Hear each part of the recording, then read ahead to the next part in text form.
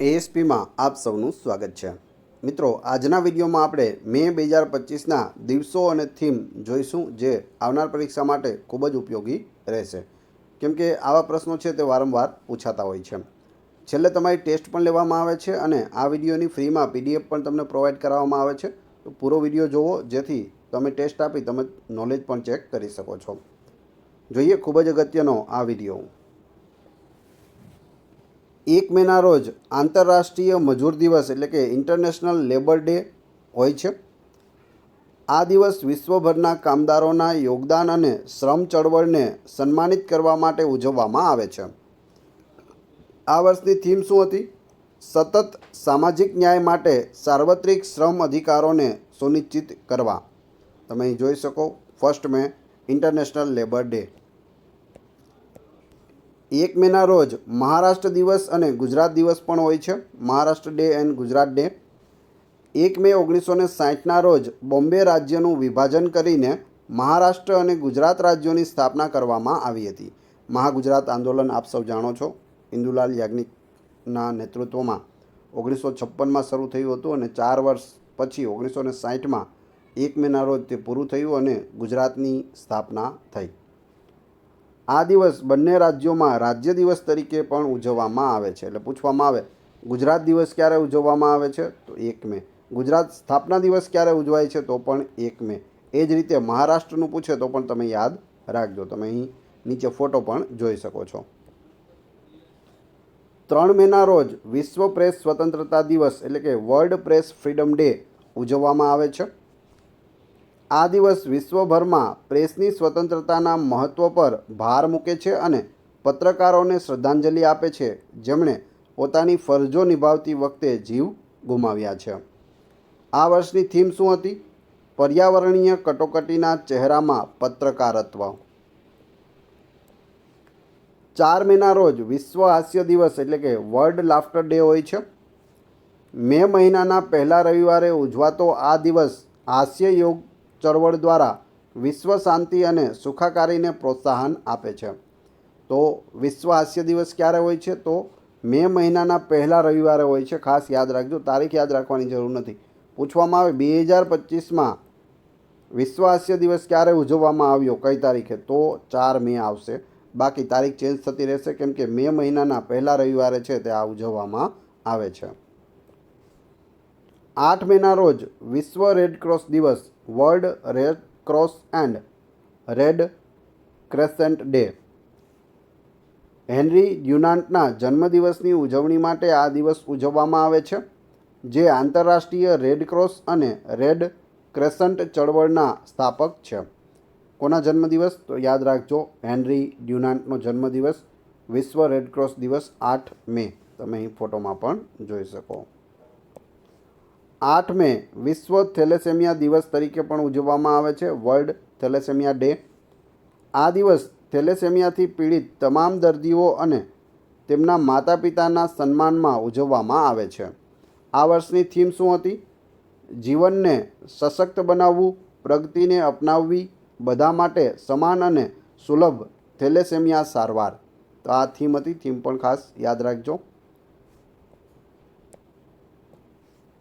11 મેના રોજ રાષ્ટ્રીય ટેકનોલોજી દિવસ એટલે કે નેશનલ ટેકનોલોજી ડે હોય છે. આ દિવસ ભારતના તકનીકી સિદ્ધિઓની ઉજવણી કરે છે અને 1998માં પોખરણમાં સફળ પરમાણુ પરીક્ષણોની યાદ અપાવે છે. આની થીમ શું છે? તો શાળાઓથી સ્ટાર્ટઅપ સુધી યુવા દિમાગને નવીનતા માટે પ્રેરિત કરવા આ વર્ષની થીમ છે. 11 મે રાષ્ટ્રીય ટેકનોલોજી દિવસ ખાસ યાદ રાખજો. પોખરણમાં અણુ ધડાકા કરવામાં આવ્યા હતા 1998, એની યાદમાં આને ઉજવવામાં આવે છે. મે મહિનાનો બીજો રવિવાર હોય ત્યારે શું હોય? તો મધર્સ ડે હોય છે. મે મહિનાનો બીજો રવિવાર મધર્સ ડે યાદ રાખજો. આ દિવસ માતાઓ અને તેમના અથાગ પ્રેમ અને બલિદાન પ્રત્યે કૃતજ્ઞતા વ્યક્ત કરવાનો છે. આ વર્ષની થીમ શું હતી? માતૃત્વનો સ્વીકાર, સ્થિતિસ્થાપક ભવિષ્ય માટે સ્ત્રીઓનું સશક્તિકરણ. અને આ વર્ષે 11 મેના રોજ ઉજવવામાં આવ્યો હતો મધર્સ ડે. દર વર્ષે ડેટ ચેન્જ થતી રહેશે, કેમ કે મે મહિનાના બીજા રવિવારે આ હોય છે મધર્સ ડે. 12 મેના રોજ આંતરરાષ્ટ્રીય નર્સિંગ દિવસ ઇન્ટરનેશનલ નર્સિસ ડે ઉજવવામાં આવ્યો. ફ્લોરેન્સ નાઇટિંગેલના જન્મદિવસ નિમિત્તે આ દિવસ નર્સોના યોગદાનને સન્માનિત કરવા માટે ઉજવવામાં આવે છે. કોનો જન્મદિવસ છે? તો ફ્લોરેન્સ નાઇટિંગેલના જન્મદિવસે હોય છે આંતરરાષ્ટ્રીય નર્સિસ ડે. આ વર્ષની થીમ શું હતી? અમારી નર્સો અમારું ભવિષ્ય, સંભાળની આર્થિક શક્તિ. International nurses day 2025. 15 મેના રોજ આંતરરાષ્ટ્રીય પરિવાર દિવસ ઉજવાયો. International day of families. આ દિવસ પરિવારોના મહત્ત્વ અને સમાજમાં તેમની ભૂમિકા પર ધ્યાન કેન્દ્રિત કરે છે. આ વર્ષની થીમ શું હતી? સ્થિતિસ્થાપક ભવિષ્યનું નિર્માણ કરતા પરિવારો. ઇન્ટરનેશનલ ડે ઓફ ફેમિલી 15 મે યાદ રાખજો. 17 મેના રોજ વિશ્વ ટેલિકોમ્યુનિકેશન અને ઇન્ફોર્મેશન સોસાયટી દિવસ હોય છે. World telecommunication and information society day. આ દિવસ ઇન્ટરનેટ અને અન્ય માહિતી અને સંચાર તકનીકોના મહત્ત્વ વિશે જાગૃતિ લાવે છે. તમે અહીં ફોટોમાં પણ જોઈ શકો.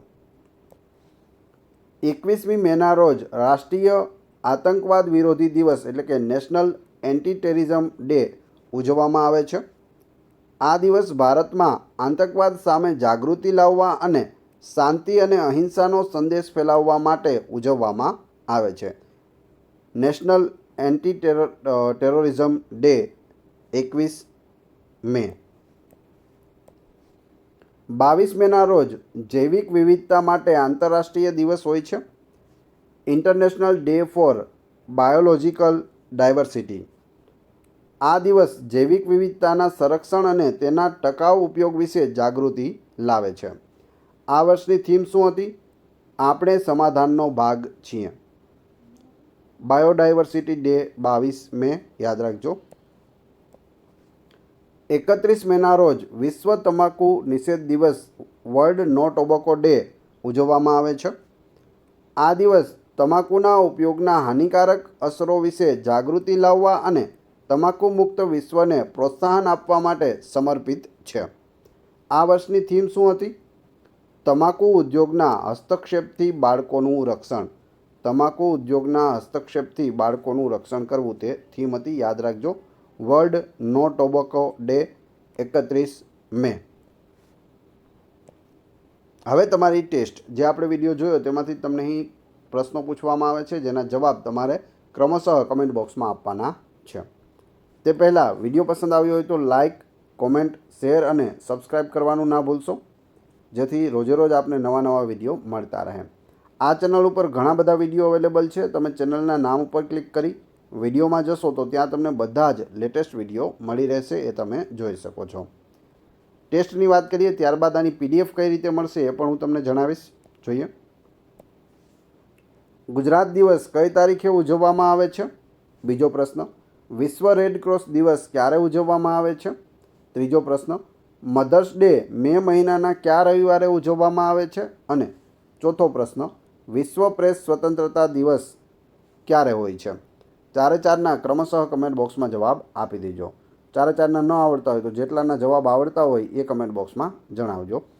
આ વિડીયોની ફ્રીમાં PDF તમને ટેલિગ્રામ અને વોટ્સએપ ગ્રુપમાં મળી જશે જેની લિંક ડિસ્ક્રિપ્શનમાં આપેલી છે. ત્યાં જોડાઈ જશો તો ત્યાં તમને ડેઇલી અપડેટ અને લેટેસ્ટ અપડેટ પણ મળી રહેશે. આશા રાખું છું આપને વિડીયો પસંદ આવ્યો હશે. મળીએ છીએ નવા વિડીયોમાં. Thanks for watching my video.